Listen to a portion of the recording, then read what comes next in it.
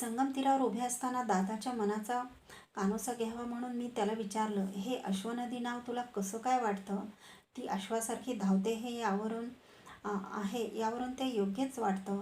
हिच्या पाण्यावर जगणारे भाग्यवान ही जीवनभर अश्वासारखीच धावत असतील.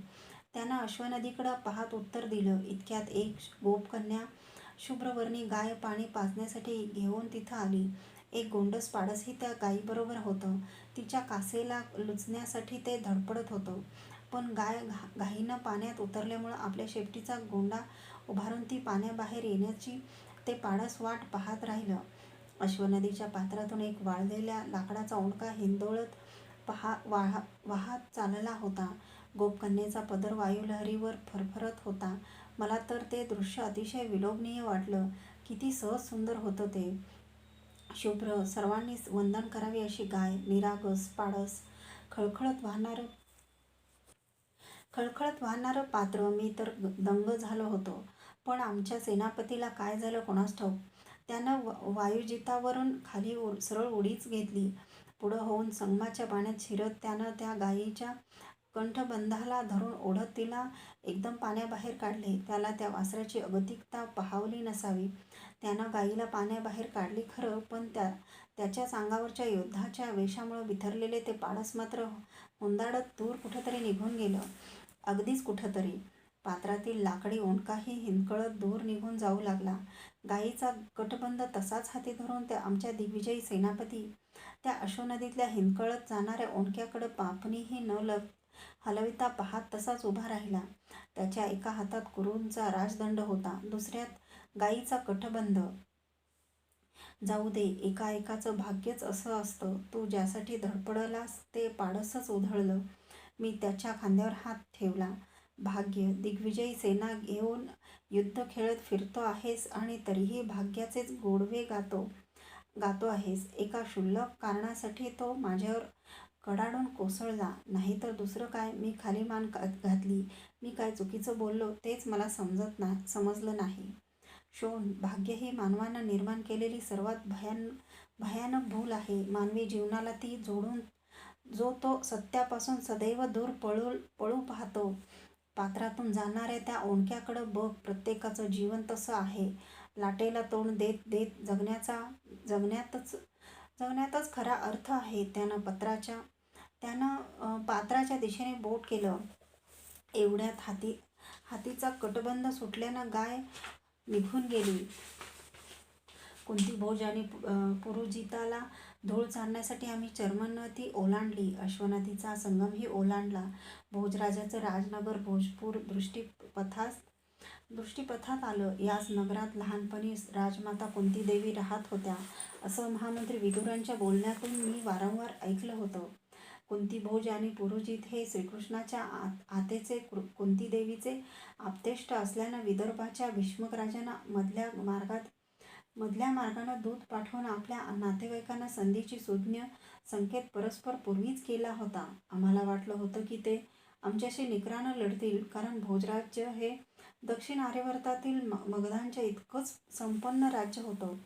भक्कम सैन्यदल आणि श्रीकृष्णाचा पाठिंबा यामुळं भोजपुरात आम्हाला भरपूर मोल द्यावं लागणार अशी ठाम कल्पना करूनच आम्ही चर्मनवती ओलांडली होती. पण घडलं ते अनपेक्षितच. नाहीतरी हे विश्व, मानवी जीवन आणि दिग्विजयी युद्ध ही त्रयी अनपेक्षित धक्के देणारीच असते. पुरोजित कुंतीभोजाने कंठात घेतलेल्या प्राजक्ताच्या मधुर सुगंधी मालांच्या धुंदीतच आम्ही भोजपुरात प्रवेश केला. भोजपूर, चर्मनवतीच्या संगमासाठी उत्सुक असलेल्या अश्वनदीकाठची रमणीय नगरी. आमच्या प्रवासात भोजपुरासारखं आकर्षक असं दुसरं नगरच आतापर्यंत आम्हाला दिसलं नव्हतं. सर्व वास्तू योजनाबद्ध उभारल्या होत्या. मार्ग प्रशस्त होते. दुहाती अशोक आणि आम्र यांचे डेरेदार वृक्ष छाया करीत होते. वसंताच्या आगमनामुळं ते मोहरले होते. त्यांचा आंबट मधुर सुगंध सगळीकडे दरवळत होता. त्यानं पुलकित झालेले कोकिळ सप्त स्वरात ताना मारीत होते. आता त्यांचेच दिवस होते, भरारीचे, ताना मारण्याचे. एका कोकिळाची तान ऐकून आमच्या निसर्गप्रेमी सेनापतीनं राजमार्गावरून जाणाऱ्या राजरथातच मला सांगितलं, शोन, हे कोकिळ सप्तस्वरात सुस्वर ताना घेतायत म्हणून तू त्यांच्या आवाजावर भारावून जाऊ नकोस. अरे ते कावळीच्या घरट्यात वाढलेले असतात. असेनात का? त्यांच्या वास्तव्यामुळे उलट कावळीचं घरटं पुनीत झालेलं असतं, मी म्हटलं. नगरातील वास्तूंच्या सौंदावर उत्सुक झालेले अबालवृद्ध स्त्री पुरुष अनुपम सौंदर्यात अद्वितीय आणि शौर्यात अजोड असलेल्या आमच्या सेनापतीचं डोळाभर दर्शन घेण्यासाठी दाटीवाटीने उभे होते. नेहमी दोन्ही हात जोडून सर्वांच्या प्रेमाची स्वीकार करणारा दादा भोजपुराच्या राजमार्गावरच्या त्याच्या या राजयात्रेत खांद्यावरचं सुवर्णमंडित विजय धनुष्य एका हातानं उंचावून भोज राज्यातील नागरिकांच्या प्रेमाचा स्वीकार करीत होता. दूरवर अश्वनदीचा एक वळसा सूर्यकिरणात तळपत होता. सगळं नगर लतावेली, आम्रशाखा आणि कमलपुष्पांच्या भरीव मालांनी नटलं होतं. तिटुकल्या बकुल फुलांचा सडा वायुजितावर पडत होता. भोजांचं नेतृत्व करणाऱ्या पितापुत्रासह राजयात्रा राजवाड्यासमोर आली. भोजपूरचा राजवाडा पुरातन असला तरी ती अतिभक्कम होता. आम्ही त्या वास्तूत प्रवेश केला. तो संध्यासमय होता. मावळतीची प्रदीर्घ सोनेरी किरणं त्या पुरातन वाड्याच्या कळसाला स्पर्शत होती. महाद्वारात पाऊल टाकताना दादा एक क्षणभर तिथंच थांबला. त्याचा नियम त्यानं कधीच चुकविला नव्हता. त्या राजवस्तूच्या महाद्वारातून त्यानं सूर्यदेवांना संध्यासमयाचं वंदन केलं. रात्रीच्या भोजनानंतर त्या पितापुत्रांशी थोडी चर्चा झाली. शेवटी कुणीतरी झोपेची सूचना केली. फार दिवसांनी आम्ही मऊशय्येवर अंग टाकणार होतो. पाठ टेकताच गाठ निद्रा लागणार होती. पण रात्रभर निद्रा देवी काही मला प्रसन्न झाली नाही. वाड्यावरच्या कुठल्या तरी एका दासीचं नुकतंच जन्मलेलं मूल रात्रभर अथक आक्रोशत होतं. ती त्याला शांत करण्याचा आटोकाट यत्न करीत होती.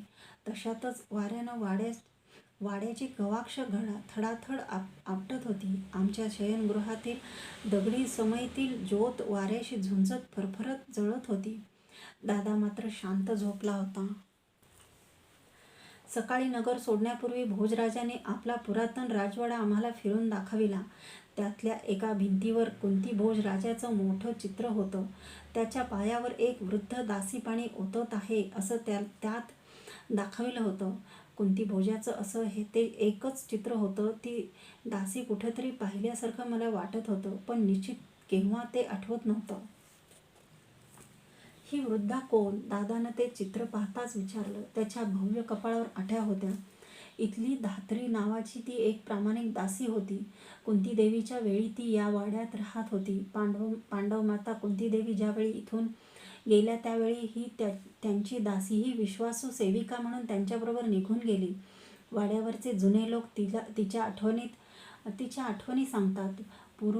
पुरुजितानं उत्तर दिलं. त्या दालनाच्या कोपऱ्यातच असलेल्या एक दगडी खुंटाळी त्यानं सरकविताचा भिंतीचा एक पुरुषभर उंचीचा भाग झटकन दूर झाला. आतला भूमार्ग स्पष्ट दिसू लागला. हा भूमार्ग कुठं जातो? दादानं आत डोकावून विचारलं. इतक्यात आतून एक पाकोळी फडफडत बाहेर आली आणि दालनाच्या गवाक्षातून आम्हाला सरळ थडकत बाहेर गेली. अगदी सहजपण. तिच्या थडकण्यामुळे दादाचा किरीट धक्का लागून किंचित ढळला. हा मार्ग सरळ अश्वनदीच्या काठी जातो, पुरुजितानं माहिती दिली. दादाच्या सौंदर्यशाली बलदंड व्यक्तिमत्वानं तो भारावून गेला होता. सर्व माहिती स्वतःच सविस्तर सांगत होता. या नदीला अश्वनदी हे नाव का? या नदीशिवाय दुसरं कुठलंच पाणी इथले अश्व प्राशन करीत नाहीत म्हणून पितापुत्र एकदम म्हणाले. सर्व राजवस्तू पाहून होताच आम्ही समोरच्या पटांगणात आलो. तिथं अनेक कुंज होते. त्यातून बाहेर पडताना एका दगडी कठड्याला दादाचा पाय ताडकन ठोकरला. अभेद्य कातड्यामुळे जखम झाली नव्हती, एवढंच. त्याने सोनेरी केस मानेवर रोवले. भुवया उंचावून त्यानं पाहिलं. हे पाषाण का असे मध्येच राहू दिले आहेत? त्यानं त्या कठड्याकडे पाहत राजांना विचारलं. आम्हाला निरोप देण्यासाठी ते आमच्याबरोबर राजवाड्याबाहेर येत होते.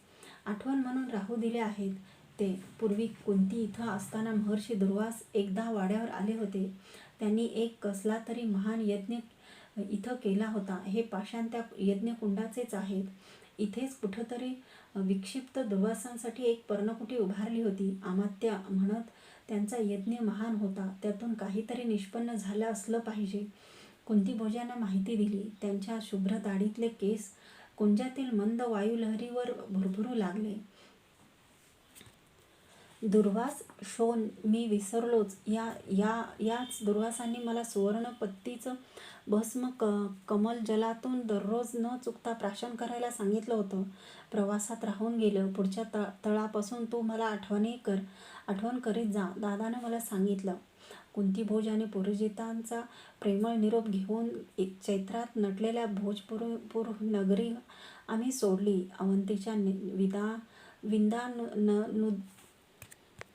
विंदानुविंदाचा समाचार घेण्यासाठी, सुराष्ट्र राज्यावर तुटून पडण्यासाठी. काही दिवसातच निषाद पर्वताच्या पायथ्याशी जर्मनवतीच्या उगमाजवळ वसलेले विंद आणि अनुविंद ह्या दोन बलाढ्य बंधुद्वयांची विख्यात अवंती नगरी आली. हिमालयाच्या एकसंध समान उंच असलेल्या शिखरासारख्या त्या बंधुद्वयांनी आम्हाला निकराचा विरोध केला. पण 3 दिवसांनंतर ते श्रीकृष्णाचे आतेबंधू राजाधिदेवीचे पुत्रही आम्हाला शरण आले.